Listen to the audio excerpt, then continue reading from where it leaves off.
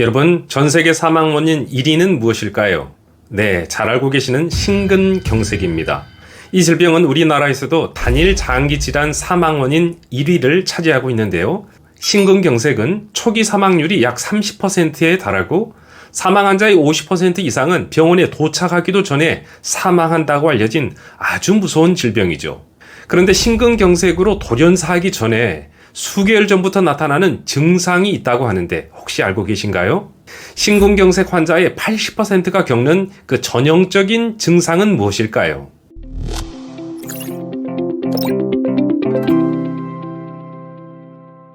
여러분 안녕하세요. 건강팁입니다. 오늘은 정말 무서운 병에 대해 말씀드릴 건데요. 바로 심근경색입니다. 예상치 못한 상황은 항상 갑자기 일어나죠. 응급 상황에 이 증상을 빨리 알아차리느냐 못하느냐에 따라서 생사가 결정될 수 있다고 합니다. 그럼 심근경색 전조 증상으로는 어떤 것이 있을까요? 급성 심근경색이 왔을 때 꼭 기억해야 할 생사를 가르는 것은 무엇일까요? 이미 가슴이 답답한 증세나 고지혈증과 같은 심혈관 위험 인자가 있다면 어떻게 예방할 수 있을까요? 아주 중요한 점 지금 바로 알아보실까요? 심장은 단 1초도 쉬지 않고 움직이는 우리 몸에서 아주 중요한 기관입니다. 심장이 혈액을 펌핑하기 때문에 지금도 우리는 살아있죠. 그런데 이 심장 역시도 살기 위해선 심장에 피가 끊임없이 공급되어야 되는데 심장으로 피를 공급하는 그 혈관을 관상동맥이라고 합니다. 관상동맥은 심장을 둘러싸고 있는 세 가닥의 혈관을 말하는데 이 혈관이 막히는 것을 심근경색증이라고 하죠. 이 상황은 아시겠지만 매우 위험한 응급 상황으로 혈관 세 줄기 중 어느 한 곳만 막혀도 곧바로 심장 조직이 괴사되어 돌이킬 수 없는 상황이 된다고 합니다. 급성 심근경색은 한국인 돌연사의 80%를 차지하고 있는데 그럼 심근경색 전조 증상으로는 어떤 것이 있을까요? 심근경색의 대표 증상으로는 갑작스러운 가슴 통증이 있습니다. 쥐어짜는 듯한 참기 힘든 가슴 통증은 심장 근육에 혈액이 공급되지 않아서 괴사되고 있는 상태임을 의미한다고 합니다. 가슴 전체를 쥐어짜는 듯한 극심한 통증은 20분 이상 지속될 수 있는데 가슴 통증은 환자에 따라서 다르게 느껴질 수도 있다고 합니다. 조이는 느낌이나 큰 돌이 가슴을 누르고 있는 듯한 압박하는 느낌으로 느낄 수도 있습니다. 급성 심근경색의 두 번째 증상은 가슴에서 등, 팔, 턱으로 퍼지는 통증입니다. 세 번째 증상은 가슴 답답함 또는 호흡곤란입니다.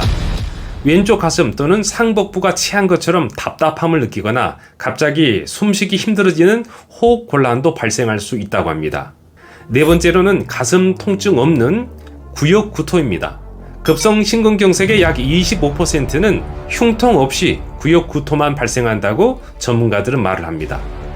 다섯 번째 증상으로는 전신에 흐르는 식은땀, 찐땀이라고 하죠. 찐땀이 나면서 얼굴색이 변할 수 있다고 합니다. 상기 증상들은 심장이 우리에게 보내는 SOS, 즉 구조 신호를 말하는 건데 따라서 자신이나 가족 중에 이와 같은 증상이 있다면 지체하지 말고 최대한 빨리 심근경색증 치료가 가능한 전문 병원으로 옮겨야 합니다. 그럼 이때 꼭 기억해야 할 생사를 결정짓는 가장 중요한 것은 무엇일까요? 바로 시간입니다. 관상동맥이 막힌 순간부터 혈류를 개통시키는 희수를 하기까지 정말 중요한 것은 시간인데요. 그도 그럴 것이 혈관이 막힌 순간부터 1시간 안에 들으면 거의 90% 이상 심근을 살릴 수 있지만 2시간이 지나면 70%, 3시간이 지나면 50%, 4시간이 지나면 20% 미만으로 떨어지기 때문이라고 전문가들은 말합니다. 정말 총각을 다투는 시간과의 싸움이 아닐 수 없습니다. 정리하자면 가슴이 아파 죽을 것 같다. 20분 이상 지속된다. 땀이 비오듯 쏟아진다. 만약 그렇다면 급성 심근경색의 가능성이 매우 높기 때문에 무조건 신속히 병원으로 옮겨야 합니다.